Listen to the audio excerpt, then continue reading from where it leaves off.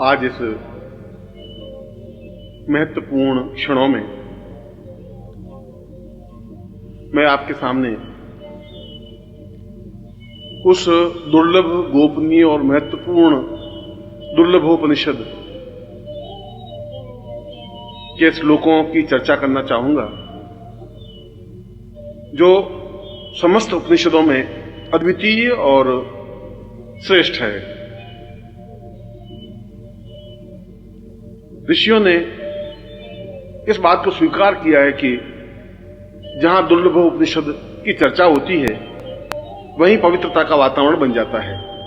जहां दुर्लभोपनिषद के श्लोक का उच्चारण होता है वहीं जीवन में प्रसन्नता और आनंद, आह्लाद और खुशी छलकने लग जाती है। और जहां दुर्लभोपनिषद के पदों को, श्लोकों को गेय अवस्था में कोई गाता है, सुनता है, श्रवण करता है, मनन करता है, चिंतन करता है, वह स्वतः साधक बन जाता है, स्वतः सिद्ध बन जाता है। समस्त सिद्धियां स्वतः उसके सामने उपस्थित हो जाती हैं। उसको साधना करने की विशेष आवश्यकता नहीं होती। इसलिए नहीं आवश्यकता होती कि ये श्लोक अपने आप में दिव्य और चैतन्य है। इन श्लोकों की रचना ही इस प्रकार से हुई है कि सुनने वाले के हृदय पर, प्राणों पर, देह पर, चैतन्यता पर प्रहार करती हैं, प्रभाव डालती हैं और उसके सारे शरीर को साधनामय बना देती हैं।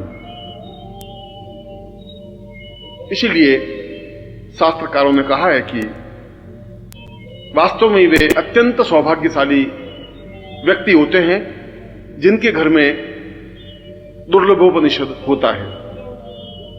वास्तव में उनके पुण्य उदय होते हैं जब वे दुर्लभोपनिषद की चर्चा करते हैं। वास्तव में उनके पूर्वजों का पुण्य उसके जीवन में अवतरित होता है जब दुर्लभोपनिषद के श्लोकों को बोलता है, उच्चारण करता है। और वास्तव में ही जब उसका सौभाग्य प्रारंभ होता है, जब उसका शुभ फल प्रारंभ होता है, जब उसका अच्छा समय शुरू होता है, तब उसके जीवन में, उसके घर में दुर्लभोपनिषद के श्लोक उच्चरित होते हैं और वह सुनता है। दुर्लभोपनिषद के प्रारंभ में ऋषि ने आप्तवाक्य में स्पष्ट किया है कि साधना और सिद्धियां तो स्वतः प्राप्त हो जाती हैं। उन साधनाओं को, उन सिद्धियों को करने के लिए कोई विशेष प्रयत्न करने की आवश्यकता नहीं है। यदि उसने दुर्लभोपनिषद को सुना हो, पढ़ा हो, उच्चरित किया हो और नित्य श्रवण किया हो, और जो 108 दिन तक नित्य दुर्लभोपनिषद की चर्चा करता है या सुनता है, उसको प्रत्येक प्रकार की सिद्धि अपने आप में सिद्ध हो जाती है। वह चाहे महाकाली हो, वह चाहे महाकाली हो, महालक्ष्मी हो, भैरव हो, यक्ष हो, गंधर्व हो, किन्नर हो, देवता है और किसी प्रकार की साधना या सिद्धि हो। वास्तव में यह एक अद्वितीय और दुर्लभ उपनिषद है जिसको मैं आपके सामने स्पष्ट कर रहा हूं। इसके कुछ महत्वपूर्ण श्लोकों को आपके सामने रख रहा हूं और यह आप लोगों का सौभाग्य है कि आपके घर में दुर्लभोपनिषद है।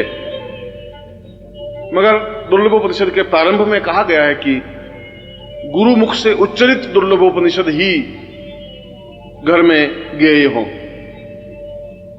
क्योंकि सीधा संबंध जब गुरु ने बोला और आपके घर में उच्चरित हुआ, इसका तात्पर्य यह हुआ कि गुरु स्वयं आपके घर में अवतरित हुए, आपके घर में आए, बैठे। आपने उनकी वाणी से दुर्लभोपनिषद के श्लोकों को सुना। यह जीवन का सौभाग्य कहा जाता है, यह जीवन की श्रेष्ठता कही जाती है। और मेरे जीवन का अनुभव यह रहा है कि दुर्लभोपनिषद सुनने से और सुनने मात्र से ही आधी से ज्यादा सिद्धि तो स्वतः प्राप्त हो जाती है।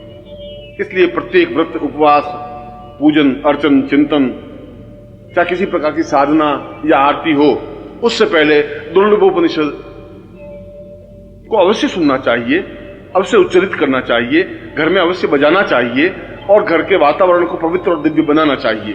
क्योंकि दुर्लभोपनिषद की चर्चा होने से या इसकी आवाज उच्चरित होने से समस्त देवता स्वतः घर में आते ही हैं। समस्त ऋषि उसके घर में पदार्पण करते हैं, उन ऋषियों का आशीर्वाद मिलता है, उन देवताओं का आशीर्वाद प्राप्त होता है, क्योंकि जहां दुर्लभोपनिषद है वहां समस्त देवताएं हैं, वहां समस्त सिद्धियां हैं, वहां समस्त पूर्णताएं हैं, वहां समस्त श्रेष्ठताएं हैं। इसलिए यह उपनिषद अपने आप में गोपनीय रहा, इसलिए यह उपनिषद अपने आप में कम लोगों को ज्ञात हो सका। वशिष्ठ ने स्वयं कहा कि दुर्लभोपनिषद जैसी ग्रंथ और श्लोक तो अपने आप में दूसरे बन ही नहीं सकते। विश्वामित्र ने कहा कि मेरी समस्त साधनाओं का सार दुर्लभोपनिषद है, और शंकराचार्य ने कहा कि मैं जो कुछ हूं उसका आधार दुर्लभोपनिषद है। इसका तात्पर्य यह है कि दुर्लभोपनिषद वास्तव में ही कोई अद्भुत कृति है। इसलिए कृति अद्भुत है कि किसी एक ऋषि ने इस दुर्लभोपनिषद के श्लोकों की रचना नहीं की। समस्त ऋषियों के शरीर से निकले हुए तेज पुंज ने, उस तेज पुंज ने एक आकार ग्रहण किया, एक ब्रह्मत्व ग्रहण किया, और उसके मुख से इन श्लोकों का उच्चारण हुआ।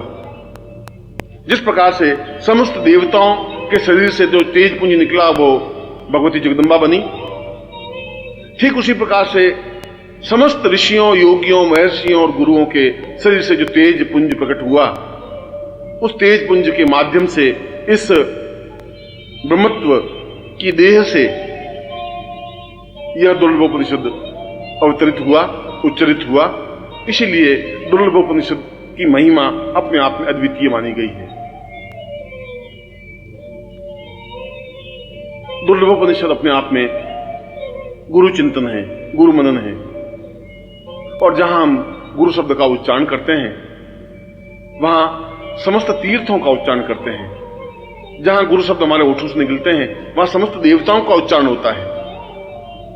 जहां हमने गुरु बोला वहां स्वयं ब्रह्मा, विष्णु और महेश अवतरित होते ही हैं, क्योंकि गुरु शब्द अपने आप में इतना नगण्य, ओछा और तुच्छ शब्द नहीं है। यदि हम इसकी गरिमा समझें, यदि इसकी महत्ता समझें, यदि इसके मूल्य का आंक सकें, तो अपने आप में यह शब्द दिव्य और पवित्र और उच्च कोटि का है। और इसीलिए इस श्लोक में, इन श्लोकों में गुरु से संबंधित उन पदों की रचना की गई है जो पद, जो श्लोक अपने आप में अद्वितीय हैं। कुछ कुछ श्लोक या कोई श्लोक ऐसे होते हैं, कुछ मंत्र ऐसे होते हैं जिनके उच्चारण मात्र से ही देवता सामने प्रकट हो जाते हैं। ये श्लोक भी वैसे ही हैं। इनके उच्चारण मात्र से ही समस्त देवता स्वयं उच्चारण करता व्यक्ति के सामने उपस्थित होते ही हैं, दृश्य अदृश्य रूप में। समस्त ऋषि, गंधर्व, यक्ष, किन्नर उसके सामने खड़े होते हैं हाथ बांध करके, क्योंकि वहां पर दुर्लभोपनिषद का उच्चारण होता है, क्योंकि वहां दुर्लभोपनिषद को सुना जाता है।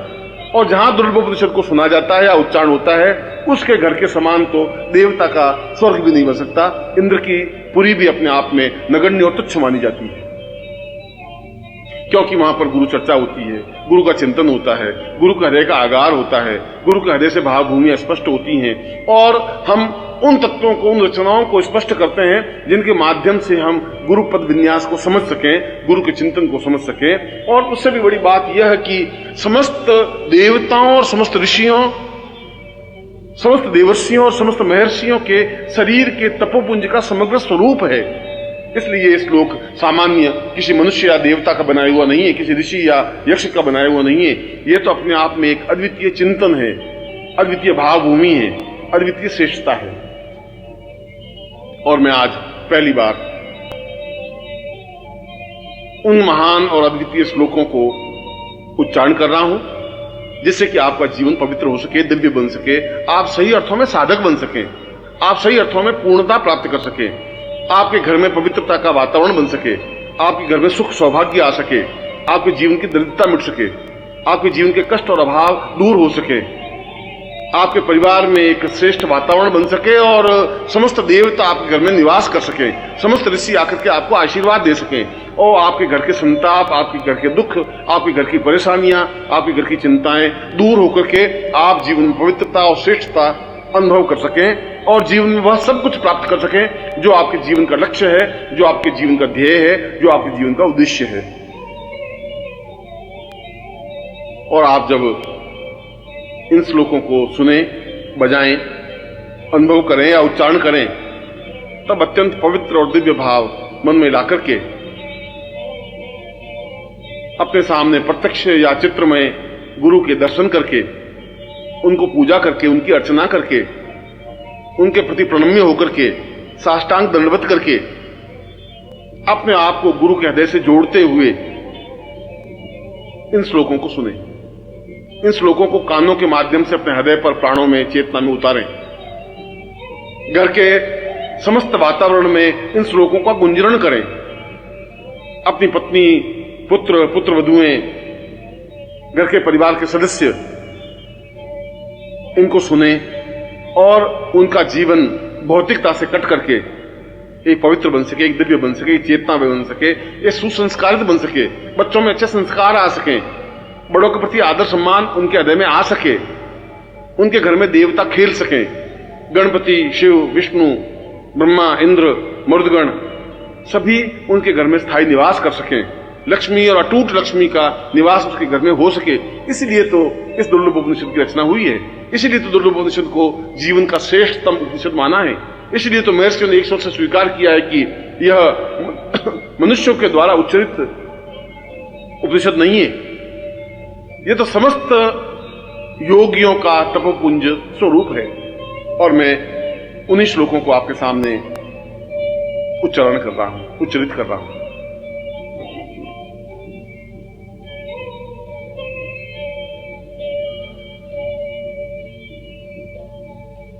गुरुर्वै सदां पूर्वमदैव तुल्यम् प्राणो वदार्यैव हितं सदैव चिन्त्यं विचिन्त्यं भवमेकरूपम् गुरुर्वै शरण्यं गुरुर्वै शरण्यम्। मैं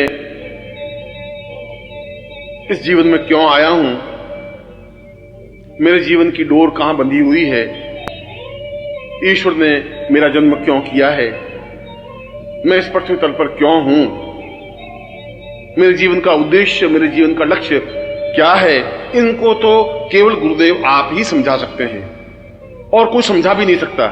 और सभी तो जीवन के बंधन केवल स्वार्थमय बंधन हैं, जिनसे मैं जकड़ा हुआ हूं, उन पासों से, उन रस्सियों से, उन रज्जुओं से मैं बंधा हुआ छटपटा रहा हूं, वेदनाग्रस्त हो रहा हूं, अपने आप में दुखी और संतप्त हो रहा हूं, प्रत्येक पल अपने आप में व्यथित होता हुआ निरंतर मृत्यु की ओर अग्रसर हो रहा हूं। मेरे जीवन में सुख नहीं है, मेरे जीवन में चिंतन नहीं है, मेरे जीवन में सौभाग्य नहीं है। मैं समझ नहीं पा रहा हूं कि आखिर मेरे जीवन का उद्देश्य और लक्ष्य क्या है। और मेरे जीवन का उद्देश्य और लक्ष्य केवल अपने जीवन को समझना है और मुझे समझाने के लिए, मुझे यथार्थता से परिचित कराने के लिए केवल संसार में कोई शक्ति, कोई स्वरूप, कोई बिंदु है तो केवल आप हैं। इसीलिए गुरुदेव, मैं अत्यंत भीगे नयनों से, गदगद कंठ से, भाव विवल वक्षस्थल से आपको दंडवत प्रणाम करता हुआ, आपके चरणों को पकड़ता हुआ, आपके चरणों पे अपने सिर को रखता हुआ प्रार्थना करता हूं कि आप मुझे उस मर्म को, उस रहस्य को, उस चिंतन को समझाएं जो मेरे जीवन का उद्देश्य है, जो मेरे जीवन का लक्ष्य है, वो जीवन की पूर्णता है। क्योंकि मैं तो केवल आपका हूं और गुरुदेव आपकी शरण में हूं, और निश्चय ही गुरुदेव केवल और केवल मात्र आपकी शरण में हूं। गुरुवै प्रपन्नार्तवैवां वदैवम् अत्योद्भतां वै प्रहितं सदैव देवोत्तमेव भवतं सहि चिन्त्य रूपम् गुरुर्वै शरण्यं गुरुर्वै शरण्यम। लोग कह रहे हैं कि मैं देवताओं की आराधना करूं। कौन से देवता की आराधना करूं? हजारों लाखों देवता हैं। मैं किन किन के सामने गिड़गिड़ाऊं, किन के सामने अपनी चौखट पर अपने सिर को फोड़ूं, कहां कहां जाकर के मैं अपनी याचना करूं, मैं दरिद्र भिखारी होकर के किन किन देवताओं के पास भीख मांगता फिरूं, और वे मुझे दे भी क्या सकेंगे? उन देवताओं के पास है भी क्या देने के लिए? वे तो स्वयं आपके सामने हाथ बांधे हुए खड़े हैं। और जो आपके सामने हाथ बांधे हुए खड़े हैं, ये देवता भी आपसे बहुत कुछ प्राप्त करने की आकांक्षा रखते हैं। तो फिर मैं उन भिखारियों के पास क्या जाऊं?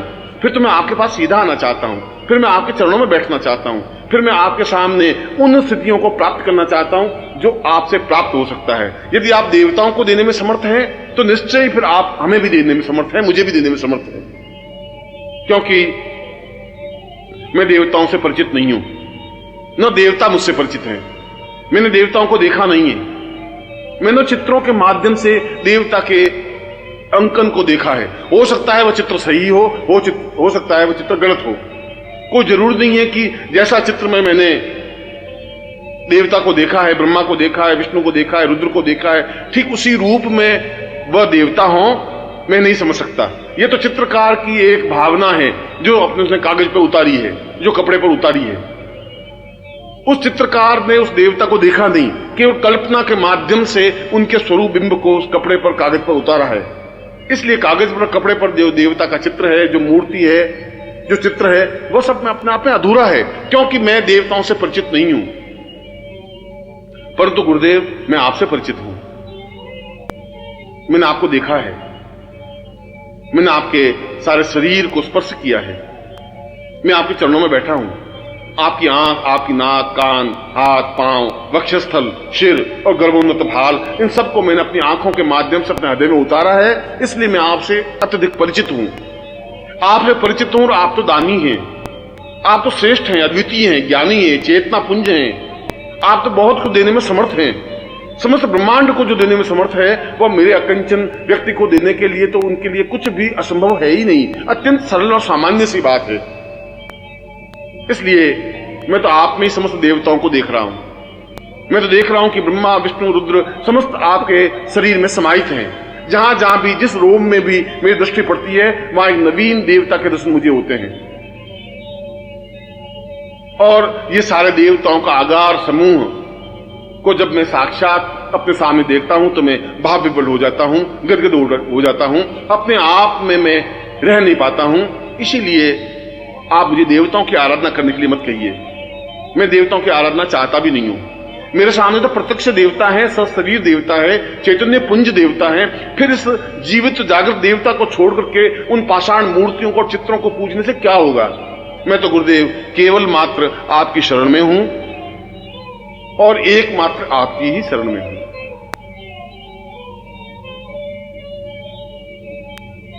सतं वै सदान्नं देवालयो वै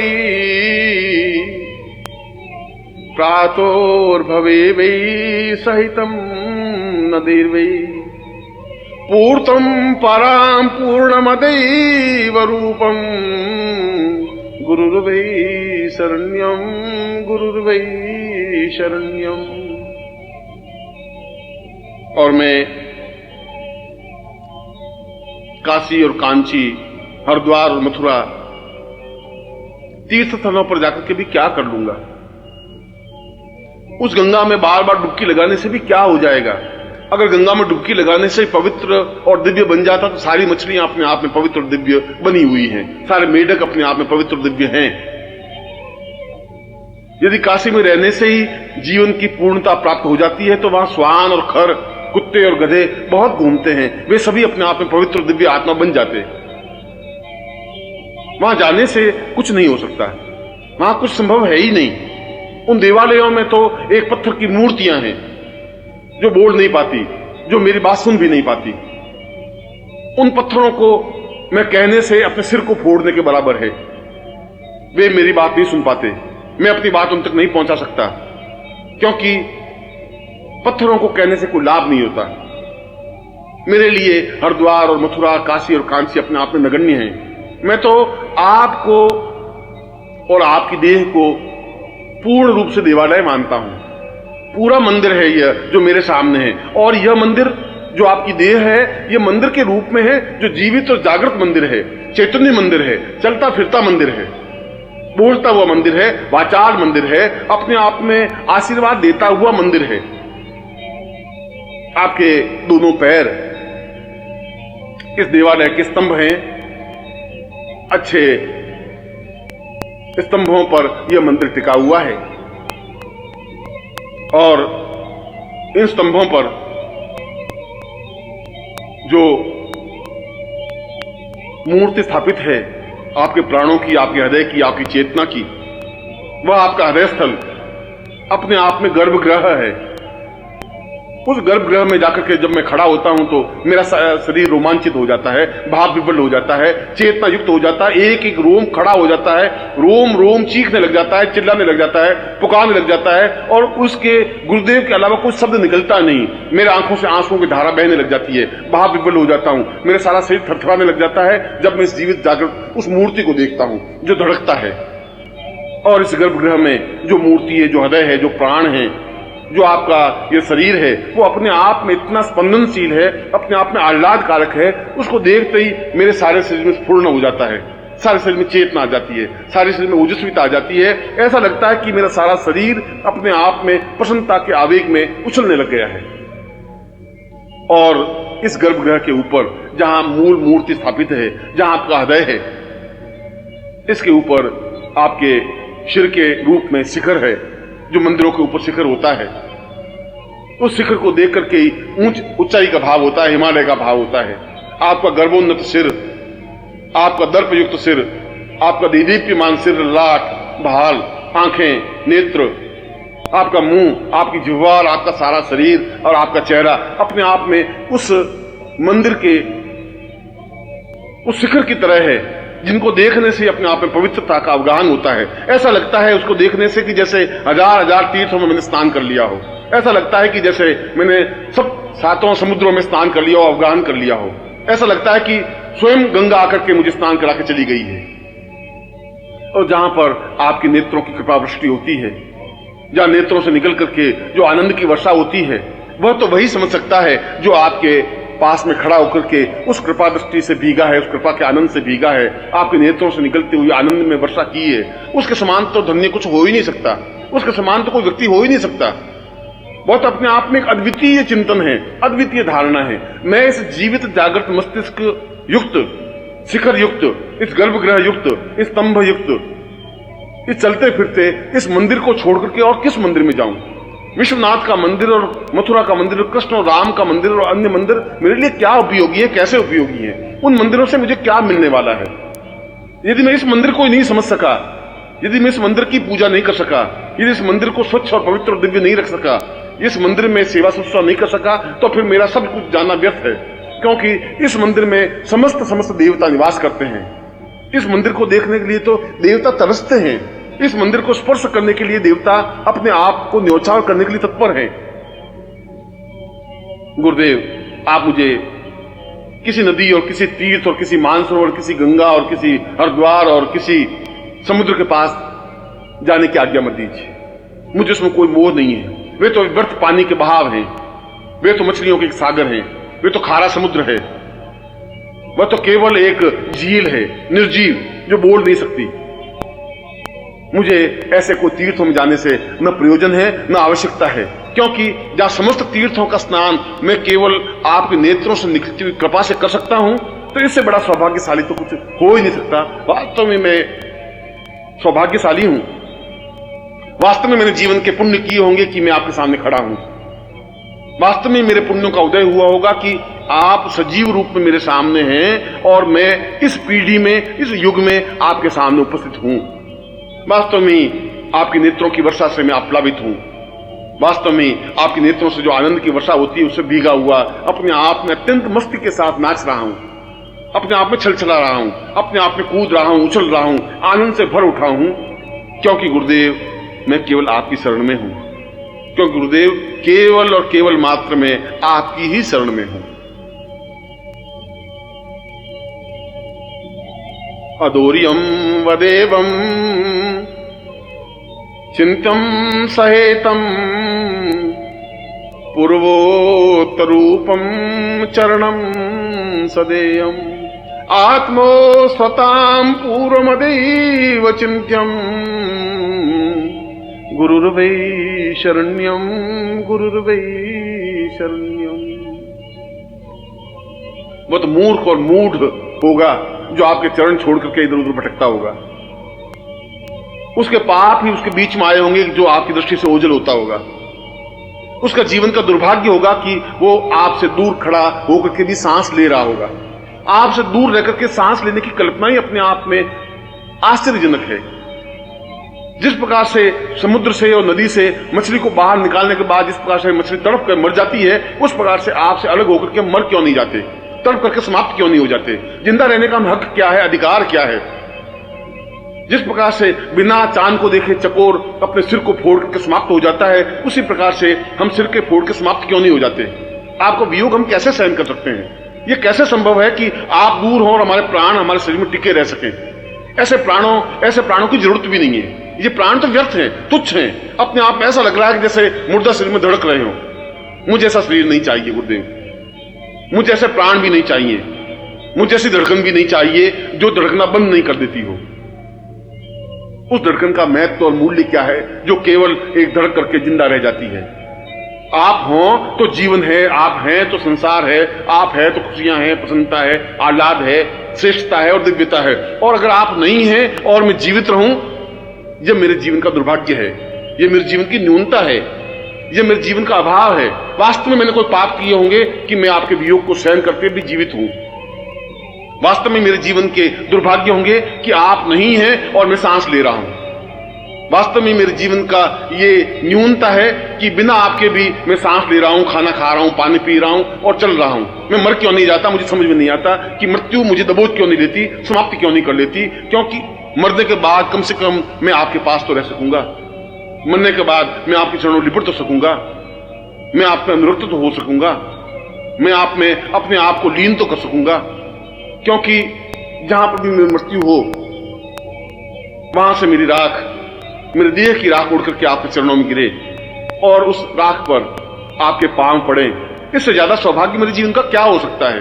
मैं ऐसे देह नहीं चाहता, मैं ऐसा हृदय भी नहीं चाहता, मैं ऐसे प्राणों को नहीं चाहता जो आपके वियोग में, जो आपके अनुपस्थिति में जीवित रह सके, जागृत रह सके, स्पंदनशील हो सके, धड़क सके।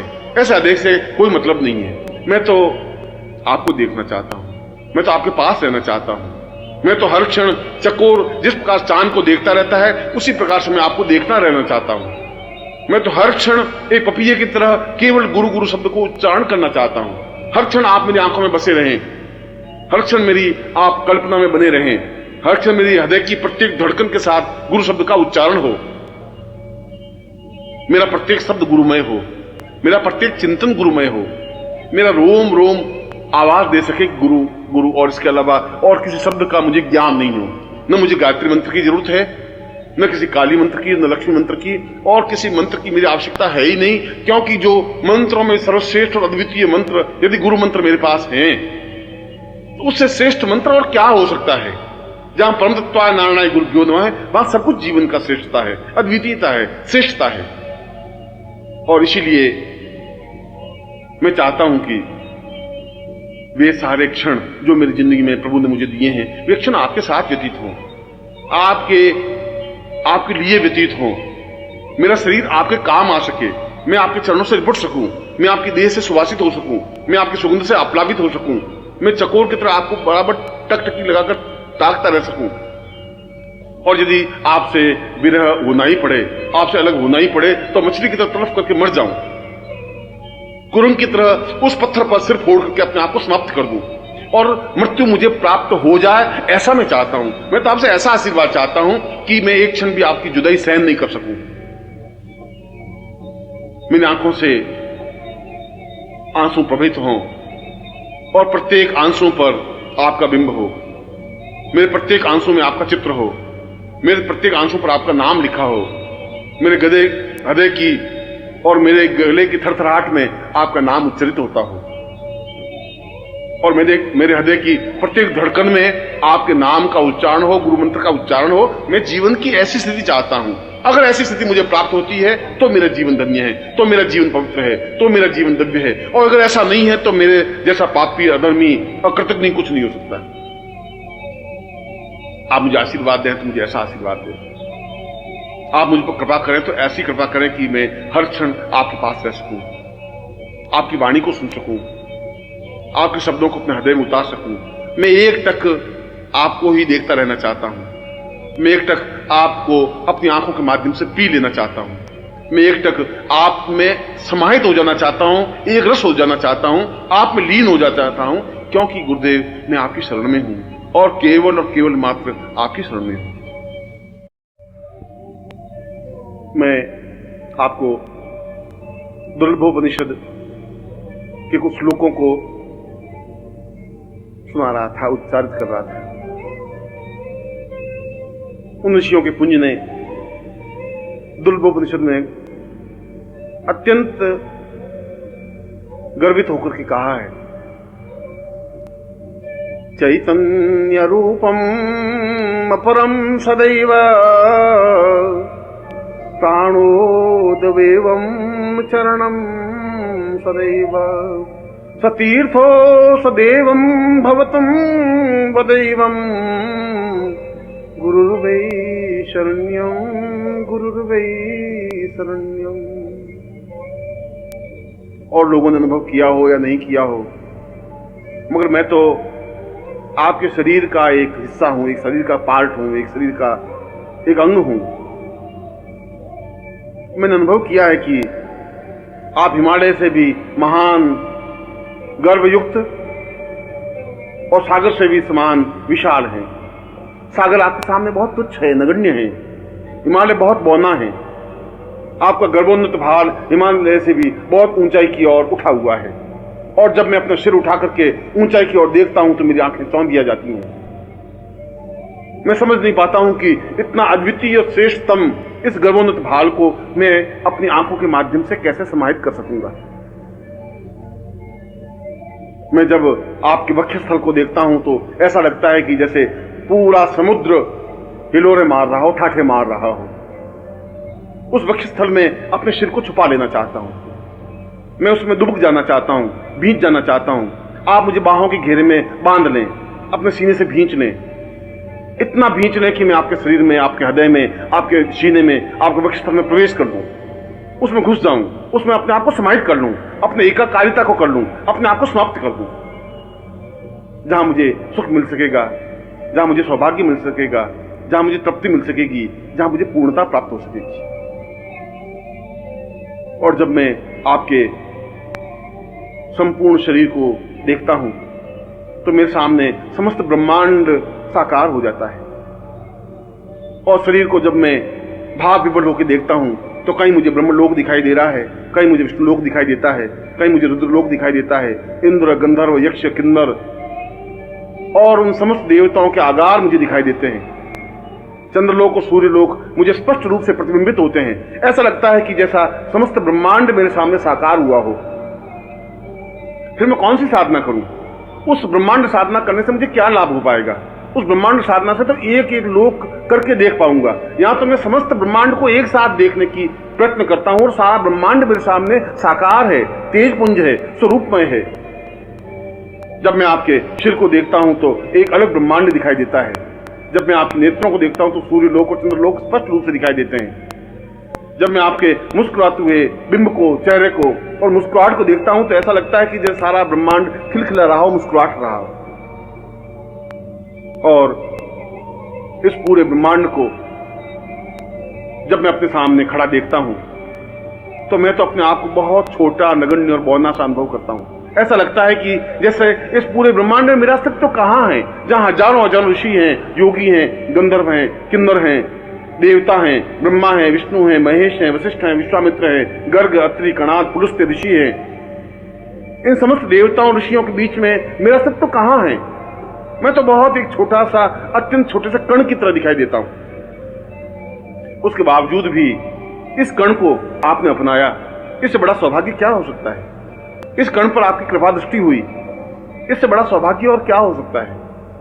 आपने इस कण पर हाथ रखा, यह मेरे जीवन का अहोभाव है, सौभाग्य है। आपने इस कण को अपनाया, यह मेरे पूर्व जन्म के पुण्यों का उदय है। मुझे अपने आप में गर्व है कि मैं उस ब्रह्मांड का एक हिस्सा बन सका, उस ब्रह्मांड की कृपा दृष्टि मुझ पर अवतरित हो सकी, उस ब्रह्मांड की वर्षा मेरे ऊपर हो सकी और मैं उसमें अवगाहन कर सका। आपकी और मेरी तो कोई तुलना हो ही नहीं सकती। हजारों हजारों जन्म लेने के बाद भी मैं आपके बराबर और आपके बराबर चिंतन कर ही नहीं सकता। एक कण की और एक विशाल पृथ्वी की कोई तुलना नहीं हो सकती। एक बूंद और एक समुद्र की तुलना नहीं हो सकती, एक दीपक और एक सूर्य की तुलना नहीं हो सकती। ठीक उसी प्रकार से मेरी और आपकी तुलना करना ही व्यर्थ है, तुच्छ है, नगण्य है, मूर्खता है, मेरा ओछापन है। मैं तो अगर इस पूरे ब्रह्मांड का एक छोटा सा कण भी बना रह सकूं तो ये बहुत बड़ी उपलब्धि है कि इस ब्रह्मांड में मेरा कण अस्तित्व युक्त है। और उससे भी बड़ा सौभाग्य यह है कि इस कण पर आपकी कृपा दृष्टि है, इस कण को आप परिचित हैं, इस कण पर आपकी कृपा दृष्टि हुई है, इस कण ने आनंद का अनुभव किया है। इससे बड़ा सौभाग्य मुझे क्या चाहिए।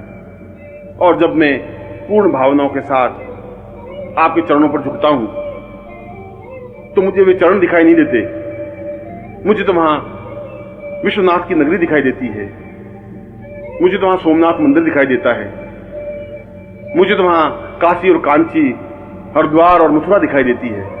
समस्त तीर्थ मुझे अपने आप दिखाई देते हैं। मुझे तो इन चरणों को अगर मैं आंसुओं से जब भिगोता हूं तो मुझे सामने ब्रह्मा, विष्णु और महेश दिखाई देते हैं, रुद्र दिखाई देते हैं, इंद्र दिखाई देते हैं। वह केवल चरण ही नहीं है, वे तो अपने आप में संपूर्ण देवलोक हैं। और जब मैं नेत्रों के माध्यम से, आंसुओं के माध्यम से उन चरणों को प्रक्षालित करता हूं तो ऐसा लगता है कि जैसे समस्त देवताओं की पूजा अर्चना एक साथ कर ली हो, समस्त सिद्धियों की पूजा एक साथ कर ली हो। वास्तव में ही आपका यह अद्वितीय शरीर, गर्भोन्नत भाल, तीक्ष्ण और सुंदर आंखें, नुकीली नाक और अद्वितीय मुस्कुराहट मुझे पागल कर देती है। मैं खो जाता हूं उस मुस्कुराहट में, मैं भूल नहीं पाता इस मुस्कुराहट के एक कण को भी। मैं कहीं भी होता हूं तो मुस्कुराहट मेरा पीछा करती है। हर क्षण इस मुस्कुराहट में अपने आप को निमग्न करता रहता हूं। हर क्षण इच्छा होती है कि मैं दौड़ूं और आपके पास आऊं और आपको देखूं, इस मुस्कुराहट में अपने आप को निमग्न कर दूं। और जब मैं आपके वक्षस्थल को देखता हूं तो ऐसा लगता है कि जैसे संपूर्ण हिमालय अवतरित होकर के सामने खड़ा हो गया हो।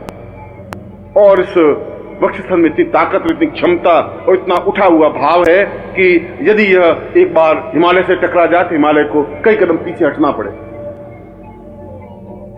ऐसा अद्वितीय वक्षस्थल तो जीवन में हो ही नहीं सकता, न आर्यों का रहा न देवताओं का रहा। यह तो मैंने देखा है, इस वक्षस्थल को मैंने अनुभव किया है, इस वक्षस्थल से मैं चिपका हूं, इस वक्षस्थल का मैंने स्पर्श किया है, इस वक्षस्थल में मैं दुबका हूं, इस वक्षस्थल की गर्मी को मैंने एहसास की है, इस उष्णता को मैंने अपने हृदय में, अपने प्राणों में उतारा है, इस धड़कन को अपनी कानों से सुना है। और आपके ये लंबे आजानु बाहु अपने आप में ताकत और प्रभुता के परिचायक हैं। ऐसा लगता है कि स्वयं इंद्र अपने सामने खड़ा हो गया हो।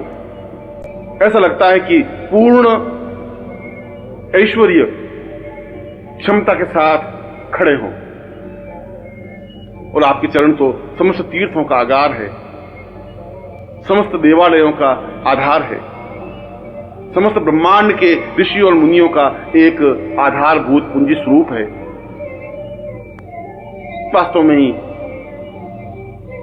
आपका वरदहस्त, आपकी कृपा, आपकी श्रेष्ठता और आपकी अद्वितीयता को वर्णन नहीं किया जा सकता।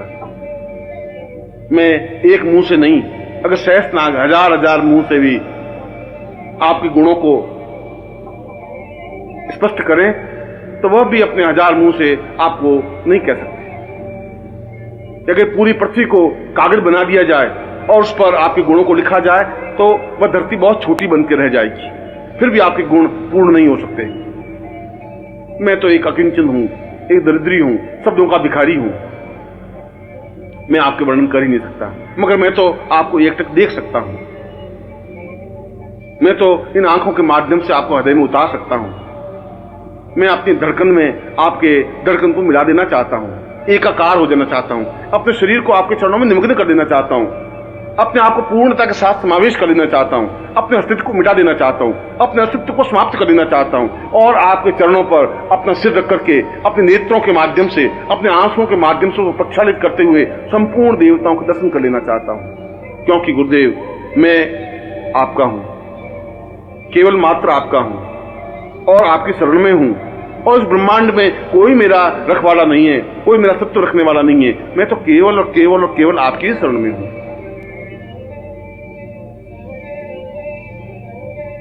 चैतन्य रूपम भवतं सदैव ज्ञानोत्सवासं सहितं तदेवं देवो तथान् पूर्वमदैव शक्तिं गुरुर्वै शरण्यं गुरुर्वै शरण्यम्।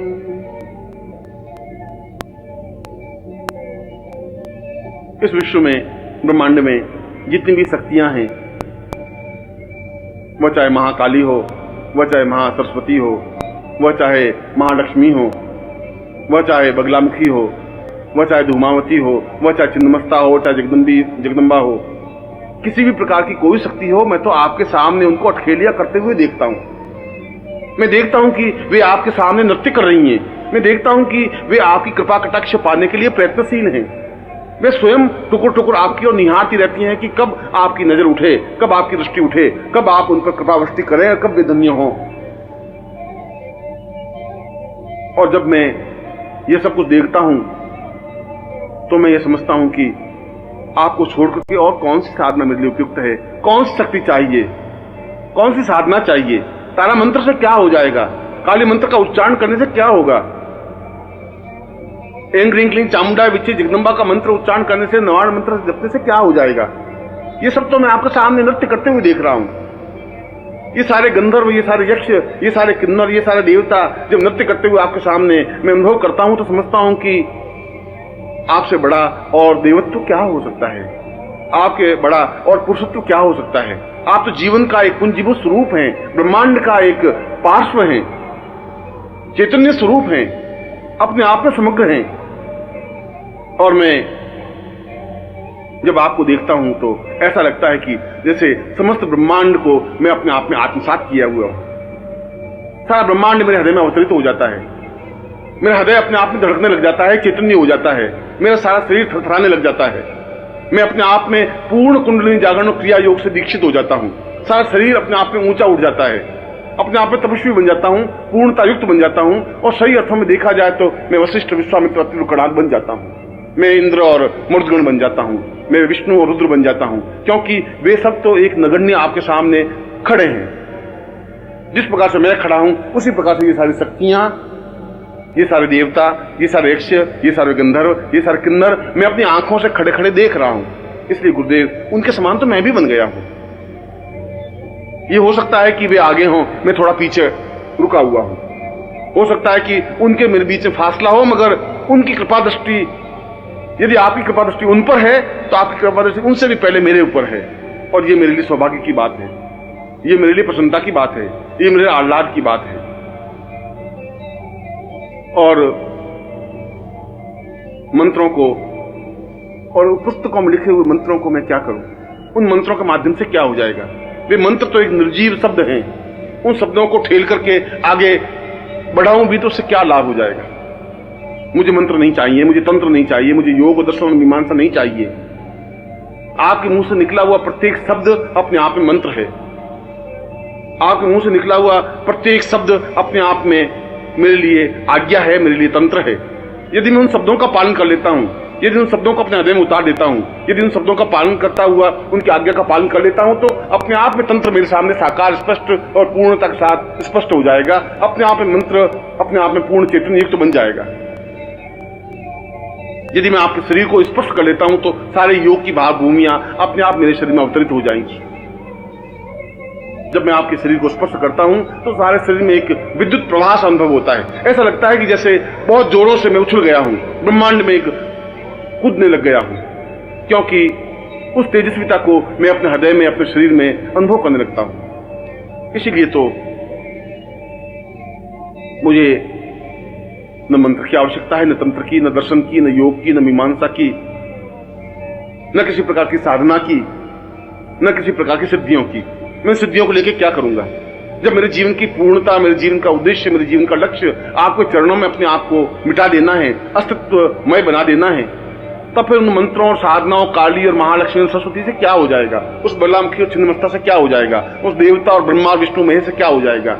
वे तो मेरे सामने अत्यंत महत्वपूर्ण नहीं रह गए हैं। जब मैंने आपको देखा है, जब मैं समुद्र को देखा है, तो फिर बूंद को देख करके क्या करूंगा। जब मैं पूरे आकाश को देखा है तो एक छोटे से तारे को टिमटिमाते हुए देख करके भी क्या कर लूंगा। जब मैं वसंत को अपने सामने अनुभव किया है तो एक छोटे सुगंध को झोंके से क्या हो जाएगा। गुरुदेव, मैं तो केवल इतना जानता हूं कि मैं आपका हूं।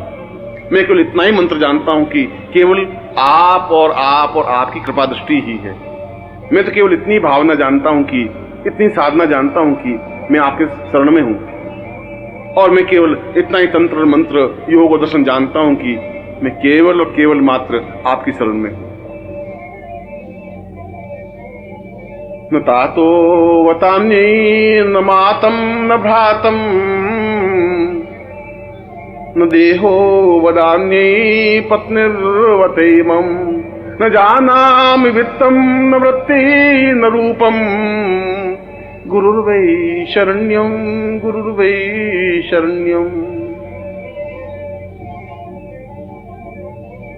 मैं न माता को जानता हूं न पिता को जानता हूं, क्योंकि वे तो स्वार्थमय स्वरूप में संबंध हैं। पिता इसलिए मुझे पुत्र कहते हैं कि मैं उनके जीवन में काम आ सकूं। न मेरे जीवन में कोई भाई है, न संबंधी है, न रिश्तेदार है, न पत्नी है, न पति है, न पुत्र है, न बंधु है, न बांधव है, न वित्त है, न धन है, न ऐश्वर्य है, न वैभव है।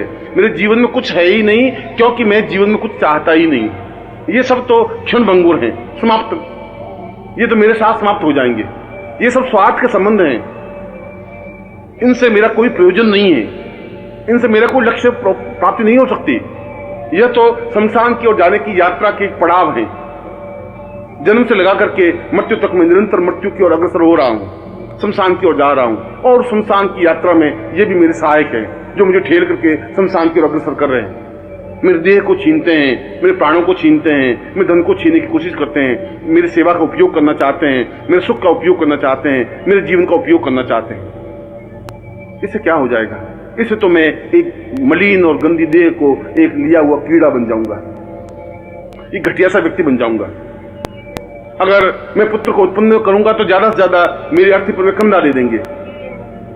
यदि मैं पत्नी रखूंगा तो ज्यादा से ज्यादा मेरी मृत्यु पर वे 4 आंसू बहा देगी। यदि पिता और माता की मैं अपने सामने रखूंगा तो वे ज्यादा से ज्यादा धन की याचना करेंगे। मगर ये मेरे जीवन का प्रयोजन नहीं है, ये मेरे जीवन का लक्ष्य नहीं है। मैं उस जगह खड़ा हूं जब यहां सब ये सब तुच्छ हैं।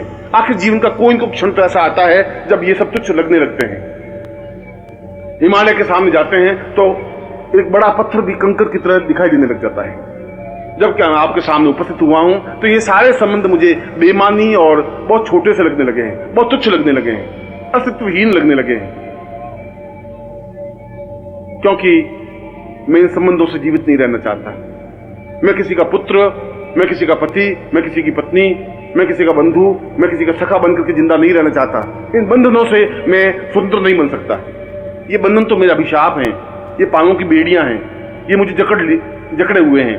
मेरी सांसों पर इनका नियंत्रण है, मेरी आत्मा पर इनका नियंत्रण है। मेरे प्राणों को दबोच लिया है। मैं समाज में घुट करके रह गया हूं, एक अंधियारी कोठरी में मैं भटक रहा हूं जिसका कोई द्वार नहीं है। और जहां पर भी मैं ठेलता हूं वहां मेरा सिर फूट जाता है। जिधर भी मैं दरवाजा ढूंढने की कोशिश करता हूं वहां मेरा सिर फूट करके रक्त निकलने लग जाता है। और मैं बदहवास सा इधर से उधर, आगे से पीछे की ओर भटकता रहता हूं। चारों तरफ अंधेरा है, घनघोर अंधेरा। इस अंधेरे में, इस समाज में, इस अंधेरे के अलावा मुझे कुछ दिया ही नहीं है। भूख और प्यास और बाधाएं और परेशानियां, आलोचनाएं और गंदगी के अलावा इस समाज ने मुझे कुछ नहीं दिया। घटियापन और तुच्छता के अलावा मेरे परिवार ने मुझे कुछ नहीं दिया। ओछेपन के अलावा इस समाज ने मुझे कुछ सिखाया ही नहीं। मैं इस कीचड़ से निकलना चाहता हूं, मैं इस दलदल से निकलना चाहता हूं, मैं इस गंदगी से बाहर निकल करके पवित्र होना चाहता हूं। मैं इस महान अद्वितीय गुरुमय बनकर के अपने जीवन को पवित्र दिव्य बनाना चाहता हूं। मैं उस स्थिति को प्राप्त करना चाहता हूं जो अपने आप में महत्वपूर्ण है। मैं उस ब्रह्म से साक्षात्कार करना चाहता हूं जिसको ऋषियों और योगियों ने अहम ब्रह्मास्मि कहा है। मैं उस चैतन्यता को अनुभव करना चाहता हूं जो जीवन की पूर्णता है। आप मुझ पर कृपा करें, मुझे वापस से बंधनों में नहीं ठेलें। मुझे किसी प्रकार का कोई मोह नहीं रहा है, और यदि कुछ मोह है तो आप उस मोह को समाप्त करें। क्योंकि मैं मानसरोवर के पास आकर के प्यासा नहीं रहना चाहता। क्योंकि वसंत ऋतु में आने के बाद भी मैं उदासीन नहीं रहना चाहता। मैं मुस्कुराते हुए पुष्पों के बीच में रह करके निर्जीव नहीं रहना चाहता। आपके सामने आकर के मैं अपने आप में दुर्भाग्यमय नहीं रहना चाहता। मैं सौभाग्यशाली बनना चाहता हूँ। मैं जीवन में पुण्य चाहता हूँ। मैं जीवन में श्रेष्ठता चाहता हूँ। मैं जीवन में गुरु चाहता हूँ। मैं आपके चरणों में समर्पण चाहता हूँ। मैं आप में एकाकार होना चाहता हूँ। मैं आपके शरीर से अपने आप को मिटा देना चाहता हूँ। मैं आपके शरीर से मिल जाना चाहता हूँ। आपके प्राणों की धड़कन बनना चाहता हूँ, क्योंकि गुरुदेव मैं आपकी शरण में हूँ और गुरुदेव इस पूरे ब्रह्मांड में केवल मात्र आपकी शरण में हूँ। त्वदीयं तदेवं भवत्वं भवेयं चिन्त्यं विचिन्त्यं सहितं सदैव आर्तो नवातं भवमेक नित्यं गुरुर्वै शरण्यं गुरुर्वै शरण्यं। मैं दोनों हाथ ऊपर उठा करके चीख रहा हूं। मैं पूरे प्राणों में आवाज भर करके उच्चारण कर रहा हूं। मैं जोरों से बोल करके अपनी बात आप तक पहुंचाना चाहता हूं। मेरा सारा शरीर थर थर कांप रहा है। मेरी आंखों से आंसू प्रवाहित हैं। मेरे मुंह से बोल नहीं निकल पा रहा है। मेरा गला गदगद हो गया है और सारे शरीर के रोम रोम अपने आप में आवाज निकालने लग गए हैं, चीखने लग गए हैं, चिल्लाने लग गए हैं। मैं अपने आपे में नहीं रहा हूं। मैं अपने आप में थरथराहट अनुभव कर रहा हूं। मैं ऐसा लगता हूं कि जैसे मैं एक ऐसी बूंद हूं जो अंगारे पर पड़ी है और छन्न के साथ खत्म हो जाती है। ऐसा लगता है कि जैसे मैं बादल का टुकड़ा हूं और किसी पहाड़ से टकरा करके समाप्त हो जाना चाहता हूं। मैं तो ऐसा कण बनना चाहता हूं जो आपसे टकराए और पूर्णता प्राप्त कर ले। मैं आपको पाना चाहता हूं। मैं आप में एकाकार होना चाहता हूं। मैं आप में एकाग्र होना चाहता हूं। आप में लीन होना चाहता हूं। और यदि ऐसा मेरे जीवन में नहीं हो सका तो इस जीवन को व्यर्थ है। इस जीवन का कोई अर्थ नहीं है। इस जीवन का कोई मकसद नहीं है। इस जीवन का कोई मूल्य नहीं है। यह तो अपने आप में शमशान की यात्रा का एक पड़ाव है, जिस लाश को मैं अपने कंधे पर ढोता हुआ शमशान की ओर बढ़ रहा हूं। ऐसे जीवन से क्या मूल्य हो जाएगा? क्या मेरी चीखों का, मेरी आवाजों का, मेरे शब्दों का आप पर कोई प्रभाव नहीं पड़ रहा है? क्या मैं गदगद कंठ से बोल रहा हूं, आपका हृदय नहीं पसीज रहा है? क्या मैं आर्तनाद कर रहा हूं और आपके हृदय पर कोई प्रभाव नहीं पड़ रहा है? जरूर पड़ रहा होगा। जरूर कोई दुर्भाग्य होगा कि आप मुझे आगे बढ़ के अपना नहीं रहे। जरूर मुझ में कुछ न्यूनता होगी कि आपकी कृपा दृष्टि मेरे ऊपर हो नहीं रही है। जरूर मेरे पाप मेरे सामने खड़े हो जाते होंगे जो आपके और मेरे बीच में पर्दा डाल रहे हैं। परंतु इस पर्दे को तो आप ही दूर करेंगे। मुझ में इतनी ताकत, इतनी क्षमता नहीं है कि मैं पापों को धकेल सकूं। मुझ में इतनी क्षमता नहीं है कि मैं इस पर्दे को, इस बीच के अंधकार को दूर कर सकूं। मुझे और कोई साधना, कोई सिद्धि आती भी नहीं है। मुझे और कोई मंत्र का ज्ञान ही नहीं है। मुझे तो केवल एक ही शब्द, एक ही मंत्र आता है जिसको गुरु कहा जाता है। मुझे तो केवल एक ही प्रकार का मंत्र सीखा है कि मैं गुरुदेव आपकी शरण में हूं और गुरुदेव केवल मात्र मैं आपकी शरण में। अवतम सदैवं भवतं सदैवं ज्ञानं सदैवं चिन्त्यं सदैवं पूर्णं सदैवं अवतं सदैवं गुरुर्वै शरण्यं गुरुर्वै शरण्यं। कई कई जन्मों से आपका मेरा साथ रहा है। कई कई जन्मों से आपने मुझे झकझोर करके सही रास्ते पर खड़ा किया है। कई कई जन्मों से आपने मेरे हृदय को टहोक करके आगे बढ़ने की ओर प्रेरित किया है। हर बार आपने मुझे समझाया है। हर बार आपने मुझे चेतना दी है। हर बार मेरे प्राणों को जागृत किया है। हर बार मुझे चेतना और समझ और ज्ञान और बुद्धि और विवेक दिया है। हर बार आपने मुझे यह बताया है कि जीवन की पूर्णता क्या है। और उसके बावजूद भी मैं अज्ञानी हूं, बुद्धि से ग्रस्त हूं। बुद्धि मेरे ऊपर हावी है। आपको मैं समझ नहीं पा रहा हूं। इसलिए समझ नहीं पा रहा हूं कि आप हर क्षण बदल जाते हैं। हर क्षण एक नवीन स्वरूप मेरे सामने खड़े हो जाते हैं। इतने इतने रूप आप मेरे सामने खड़े कर लेते हैं कि मैं एक स्वरूप को पकड़ता हूं तो फिर दूसरा स्वरूप सामने आता है, दूसरे स्वरूप को पकड़ता हूं, तीसरा और चौथा और पांचवा स्वरूप सामने आ जाता है। मैं नहीं समझ पा रहा कि कौन से स्वरूप को मैं समझूं। मैं अज्ञानी हूं और ज्यों ही मैं समझने की कोशिश करता हूं त्यों ही आप माया का पर्दा आपके और मेरे बीच में डाल देते हैं। आप तो बहुत और अजीब तरह का खेल खेलते रहते हैं और मैं फिर आपको सामान्य मानव समझ लेता हूं, फिर मैं आपको हार्ड मास का व्यक्ति समझ लेता हूं, फिर मैं अपने आप को समझने की कोशिश करता हूं और मैं आपको समझने की कोशिश करता हूं, फिर मैं समझता हूं कि ये तो मेरे ही जैसा मनुष्य है। फिर उस माया के आवरण में लिप्त होता हुआ मैं उसी जगह जाके खड़ा हो जाता हूं जहां से मैं चला था। प्रभु ऐसा मत करे, ये बार बार मेरी परीक्षा मत ले, बार बार माया के आवरण में मुझे मत डालिए, बार बार मुझे धक्का करके पीछे मत हटाइए, क्योंकि मुझ में किसी प्रकार का बल, ताकत, साहस, क्षमता नहीं है। मैं तो एक नगण्य हूं, तुच्छ हूं। अपने आप में मुझ में कोई ज्ञान और चेतना नहीं है। यदि आप मेरे ऊपर कृपा कर सके तो मेरी बुद्धि को समाप्त करें। यदि आपकी कृपा कटाक्ष मेरे ऊपर है तो आप मेरी भावनाओं को जागृत करें। यदि आप कुछ मुझे समझते हैं तो मुझे बुला करके अपने सीने से लगाएं, अपने वक्षस्थल से चिपकाएं। मैं आपके धड़कन को अपने जीवन में उतार सकूं, मैं अपने प्राणों को पूर्णता के साथ एकाकार कर सकूं, मैं आप में निमग्न हो सकूं, अपने आप में आप लीन कर सकूं, आपका और मेरा अस्तित्व नहीं रहे, बूंद पूरी तरह से समुद्र में विसर्जित हो जाए, वायु का झोंका पूरी तरह सुगंध में और पूरी तरह से प्रवाहित हो जाए, मेघखंड पूरी तरह से सागर में मिल जाए। मैं दूसरी प्रकार से आप में लीन हो जाना चाहता हूं, क्योंकि मेरा एकमात्र सहारा और अवलंब गुरुदेव आप हैं। मैं आपकी शरण में हूं, केवल मात्र आपकी शरण में। वस्तुतः यह दुर्लभ उपनिषद जीवन का एक सौभाग्यदायक काव्य है। मैं आपको हृदय से आशीर्वाद देता हूं कि आप अपने जीवन में गुरुमय हो सकें, गुरु में निमग्न हो सकें, अपने जीवन को विसर्जित करते हुए पूर्णत्व को प्राप्त कर सकें और जीवन में वह सब कुछ प्राप्त कर सकें जो इस दुर्लभ उपनिषद में स्पष्ट किया है। मैं आपको ऐसा ही आशीर्वाद दे रहा हूं।